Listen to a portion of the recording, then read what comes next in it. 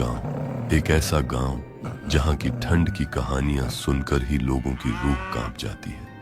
यहाँ के बर्फीले पहाड़ सिर्फ बर्फ नहीं बल्कि अनगिनत रहस्यों को अपने सीने में दफन किए हुए हैं। कहते हैं यहाँ की ठंड में चलावा रहता है, एक ऐसी शक्ति जो इंसान की सांसों को जमा देती है और उसकी आत्मा को अपने साथ ले जाती है। यह कहानी है नीलम और उसके परिवार की, जो इसी ठंड के चलावे का शिकार बन गया। आज फिर वो रात है बेटा, माघ महीने की 13वीं रात, जिस रात वो जागता है साल में बस एक बार, और जिसके घर की चौखट पर उसकी नजर पड़ जाए उसकी सांसें बर्फ की मूर्ति में तब्दील हो जाती है। दादा, यह चलावा आखिर है क्या? सब डरते हैं, कोई नाम लेने से भी कतराता है। इस चलावा कोई भूत प्रेत नहीं राजेश, वो तो इस पहाड़ की सबसे पुरानी और सबसे ठंडी आत्मा है। कहते हैं सदियों पहले एक साधु ने इसे बर्फ में जिंदा दफन कर दिया था, पर हर साल इसी रात यह अपनी कब्र से निकलकर किसी न किसी को अपना साथी बनाने आता है। इस बार उसकी नजर नीलम के घर पर है। नीलम दीदी? लेकिन क्यों? उन्होंने तो कभी किसी का बुरा नहीं किया। चलावा बुरे भले से नहीं, टूटे दिलों से आकर्षित होता है, और नीलम का दिल, उसका दिल तो तब से टूटा हुआ है जब से उसके पति प्रकाश की रहस्यमयी मौत हुई।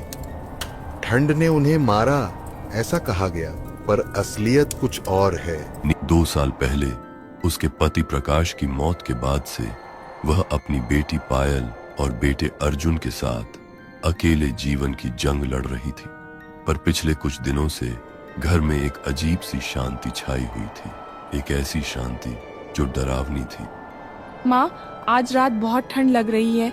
ऐसा लग रहा है कोई बर्फ की सांसें मेरे चेहरे पर छू रहा हो।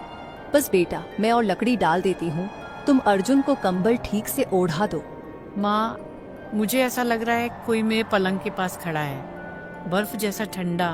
कुछ नहीं बेटा, बस तेरा बुखार है, मैं तेरे माथे पर पानी रख देती हूँ। नीलम ने अर्जुन के माथे पर हाथ रखा। उसका सिर जल रहा था, उसकी सांसें ठंडी थी, बेहद ठंडी, जैसे कोई बर्फ का टुकड़ा उसके फेफड़ों में रख दिया गया हो। अचानक खिड़की से एक तेज ठंडी हवा का झोंका आता है, अंगीठी की लौ बुझने लगती है। माँ, खिड़की अपने आप खुल गई। नीलम ने देखा, खिड़की वाकई खुली थी, पर उससे भी ज्यादा डरावना था बर्फ से बनी एक धुंधली सी आकृति जो एक इंसान की तरह दिख रही थी। आंखें थीं उसमें, खाली, गहरी और बेहद ठंडी आंखें। ये सब क्या हो रहा है? ये वही है जिसके बारे में दादा रामदीन ने चेतावनी दी थी। माँ, मेरे हाथ पैर सुन्न हो रहे हैं। दरवाजे पर दस्तक हुई, धीमी लेकिन स्पष्ट।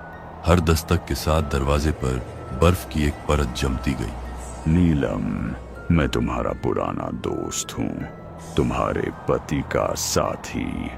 तुम कौन हो रात के इस पहर में? मैं वही हूँ जिसने तुम्हारे प्रकाश को आखिरी ठंडी सांस दी थी, और आज मैं तुम्हारे बच्चों को वही सांस देना चाहता हूँ। वो सांस जो कभी नहीं थमती, जो हमेशा के लिए ठंडी रहती है।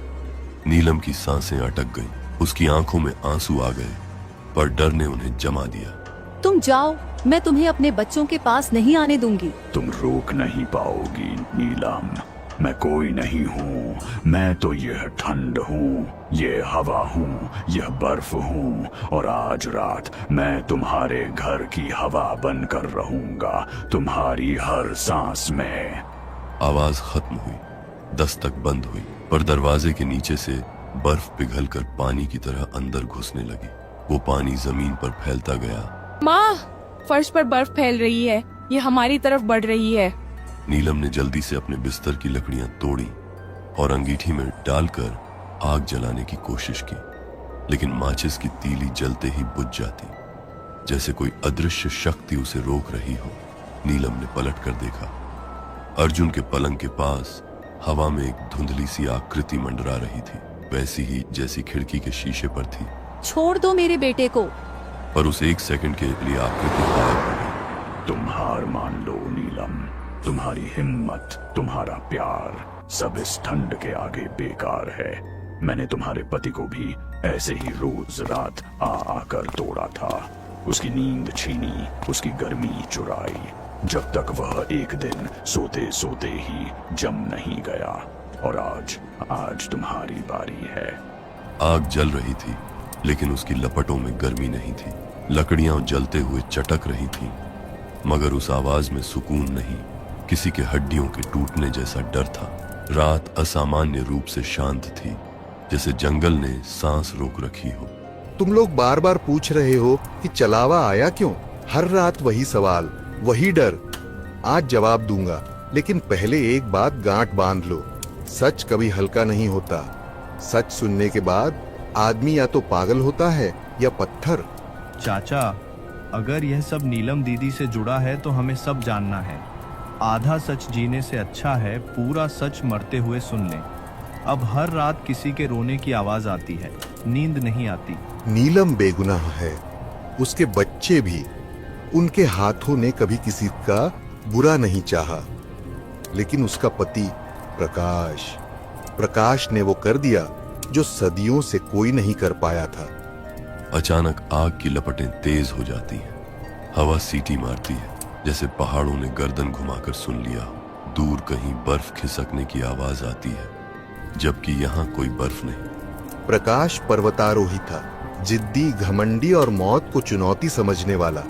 उसे चेतावनी पसंद थी। जहां लोग नक्शे बंद कर देते हैं, वहीं से उसकी यात्रा शुरू होती थी। पहाड़ों का सन्नाटा, प्रकाश अकेला खड़ा है, जैसे पहाड़ ने उसे घेर लिया। हर सांस उसके फेफड़ों में सुइयों की तरह चुभ रही है, और दिल की धड़कन कानों में गूंज रही है। उसके सामने पहाड़ की छाती में दबी एक गुफा है।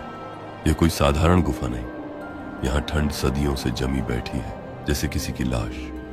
इतनी ठंड, ये जगह किसी नक्शे में नहीं। अगर इसे रिकॉर्ड कर लिया तो दुनिया मेरा नाम याद रखेगी। गुफा के मुहाने पर पत्थरों से बंद एक दरवाजा दिखता है। उस पर कोई भाषा नहीं, बस हड्डियों जैसे टेढ़े मेढ़े चिन्ह, जैसे किसी ने नाखूनों से पत्थर नोचा हो। यह दरवाजा किसी ने जानबूझकर बंद किया है। ये कोई खदान नहीं, ये कुछ और है। प्रकाश हाथ बढ़ाता है। जैसे ही उसकी उंगलियां पत्थर को छूती हैं, उसकी सांस भाप नहीं बनती। वह वहीं हवा में जम जाती है, जैसे से किसी ने उसकी सांस छीन ली हो। ये क्या हो रहा है? गुफा के भीतर से सांस लेने की आवाज आती है, भारी, ठंडी और भूखी। वह सांस किसी इंसान की नहीं लगती, जैसे कोई चीज बहुत लंबे समय बाद जागी हो। कौन है जो मेरी नींद को छू रहा है? प्रकाश पीछे हटना चाहता है, लेकिन उसकी एड़ी बर्फ में धंस चुकी है। शरीर भागना चाहता है, लेकिन पहाड़ ने उसे पकड़ लिया है। मैं माफी चाहता हूँ। मुझे नहीं पता था कि यहाँ कोई है। मैं चला जाऊंगा। यही उसकी सबसे बड़ी भूल थी। उसने माफी मांगी, लेकिन पत्थर हिल चुका था। दरवाजा खिसकता है और उसी पल गुफा की ठंड बाहर निकल आती है, जैसे किसी ने मौत का फेफड़ा खोल दिया हो। अब बेरहम और साफ, तूने मेरी कब्र नहीं, मेरी कैद खोली है इंसान। अब तू मेरी सांस ढोएगा। नीलम। उसी चीख के साथ ठंड उसके अंदर घुस जाती है। पहाड़ खामोश रहता है। वक्त फिर लौटता है आग के पास। तो चलावा को प्रकाश ने जगाया नहीं बेटा, आजाद किया। वो दरवाजा कब्र नहीं था, कैद था। तो इसका मतलब चलावा बदला ले रहा है? नहीं, चलावा हिसाब ले रहा है। जिसकी सांसों से उसकी नींद टूटी, उसी के खून से वो ठंड मांगेगा। चाचा, इससे बचने का कोई तरीका है या नहीं? है, लेकिन वो तरीका हर किसी को नहीं बताया जाता, और हर कोई उसे सह नहीं पाता। रामदीन चाचा झोले की तरफ हाथ बढ़ाते हैं। माँ, कोई है, बचाओ। आग एक झटके में बुझ जाती है। हवा चीख में बदल जाती है। समय आ चुका है। किसका समय चाचा? चलावा अब घर की चौखट पार कर चुका है। सब लोग मेरे साथ चलो, डर को यहीं छोड़ दो। अगर अब रुके तो सुबह सिर्फ लाशें मिलेंगी। हवा और तेज हो जाती है। चाचा, गुफा ही क्यों? क्योंकि चलावा को वहीं खत्म किया जा सकता है जहां से उसे छोड़ा गया था। हे भगवान, कोई मेरी मदद करो। और तभी दरवाजा जोर से खुला, पर वहां कोई इंसान नहीं था। बस एक बर्फीला तूफान था जो सीधे कमरे में घुस आए। उस तूफान के बीच एक आकृति साफ दिख रही थी, लंबी, पतली, पारदर्शी, जैसे बर्फ से तराशी गई मूर्ति। उसकी आंखों की जगह खाली गड्ढे थे, पर नीलम को लगा वो सीधे उसकी आत्मा में घुस रहे हैं। और अब अंत। बर्फ की सुइयों की तरह ईबा नीलम की ओर बढ़ी। नीलम ने आंखें बंद कर ली। उसे लगा सब खत्म। नीलम ने आंखें खोली। दरवाजे पर दादा रामदीन खड़े थे। उनके हाथ में एक प्राचीन तांबे का दीपक था, जिसमें से नीली लौ जल रही थी। उनके साथ गांव के कुछ और पुरुष थे, हर एक के हाथ में एक विशेष जड़ी बूटी से बनी मशाल। तू बार बार मेरे रास्ते में क्यों आता है? क्योंकि मैंने अपने पिता से वादा किया था, जिस दिन उन्होंने तुझे फिर से जागते देखा, उस दिन मैं तुझे हमेशा के लिए सुला दूंगा, और आज वह दिन है। रामदीन ने दीपक आगे बढ़ाया। नीली लौ ने चलावा की ओर एक किरण फेंकी। चलावा चीख उठा। वह किरण जहां लगी, वहां उसका बर्फीला शरीर पिघलने लगा। ये अग्नि किरण तुम्हें यह कहाँ मिली? तुम्हारी ही गुफा से, चलावा। जहां तुम सोते हो, वहां की दीवारों पर यह दुर्लभ खनिज उगता है। तुम्हारे पति प्रकाश ने इसे खोजा था नीलम।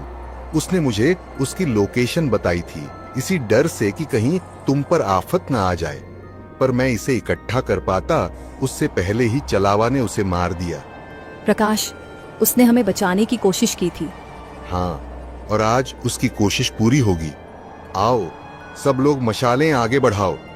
गांव वालों ने मशालें आगे बढ़ाईं। चलावा चीखता रहा, संकुचित होता रहा।